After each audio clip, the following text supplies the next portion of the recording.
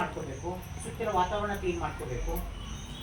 ಮಧ್ಯಾಹ್ನ ಹೊತ್ತು ಯಾರು ರೆಸ್ಟ್ ಮಾಡ್ತಾರಲ್ಲ, ಮಲಗುವ ಅಭ್ಯಾಸ ಇರುತ್ತೆ ಮಧ್ಯಾಹ್ನ, ಹೌದಾ? ಅಂಥವ್ರು ಆದಷ್ಟು ಮಸ್ಕಿಟೋ ರಿಪೆಲೆಂಟ್ ಅಂದರೆ ಕಡಿತಾ ಬಂತು ಅನ್ಸುತ್ತೆ ನೋಡಿ, ಎಲ್ಲಿ ಕುತ್ಕೊಂಡು ಬಂದ್ಬಿಡ್ತಾರೆ ಸೊಳ್ಳೆಗಳು, ಮುಯ್ ಅಂತ ಬರ್ತವೆ. ಸಂಗೀತ ಜನಕ್ಕೆ ಏನಾಗುತ್ತೆ, ದಮ್ಮಿನ ಪ್ರಾಬ್ಲಮ್ ಇರುತ್ತೆ, ಉಸಿರಾಟದ ತೊಂದರೆ ಇರುತ್ತೆ. ಅವರಿಗೆ ನೀವು ಕಾಯಿಲ್ ಹಚ್ಬಿಟ್ರೆ ಬಹಳ ಹಿಂಸೆ ಆಗುತ್ತೆ, ಉಸಿರಾಟದ ಕಷ್ಟ ಆಗೋಗ್ಬಿಡುತ್ತೆ.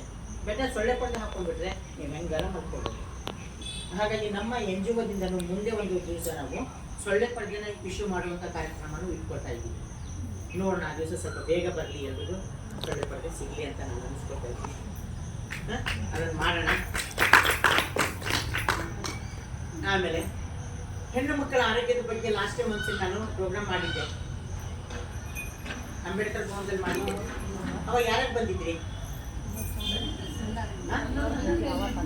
ಬಂದಿದ್ರಲ್ಲ ಅಲ್ಲಿ? ಬಂದಿದ್ರಲ್ಲ, ಡೆಮಾನ್ಸ್ಟ್ರೇಷನ್ ಮಾಡಿ ತೋರಿಸಿದ್ದೆ. ಶುಗರಿನ ಬಗ್ಗೆನೂ ಹೇಳಿದ್ದೆ ನಿಮಗೆ, ಸಕ್ಕರೆ ಕಾಯಿಲೆ ಬಗ್ಗೆ ಹೇಳಿದ್ದೆ. ಸಕ್ಕರೆ ಕಾಯಿಲೆ ಬರ್ದಿದ್ರೆ ಏನು ಮಾಡಬೇಕು, ಯಾವ ರೀತಿ ನಾವು ಆಹಾರ ಸೇವನೆ ಮಾಡಬೇಕು. ಸಕ್ಕರೆ ಕಾಯಿಲೆ ಯಾವುದೇ ಥರದ್ದು ಮಾರಕ ರೋಗ ಅಲ್ಲ, ಅದು ನಮ್ಮ ದೇಹದಲ್ಲಿ ಆಗುವ ಒಂದು ಬದಲಾವಣೆ ಅಷ್ಟೇ. ಆ ಬದಲಾವಣೆ ನಾವು ಹೇಗೆ ಸರಿ ಮಾಡ್ಕೋಬೇಕು ಅಂದರೆ ನಮ್ಮ ಆಹಾರ ಪದ್ಧತಿಯಲ್ಲಿ ನಾವು ಸರಿ ಮಾಡ್ಕೋಬಹುದು. ಗೊತ್ತಾಯ್ತಲ್ಲ?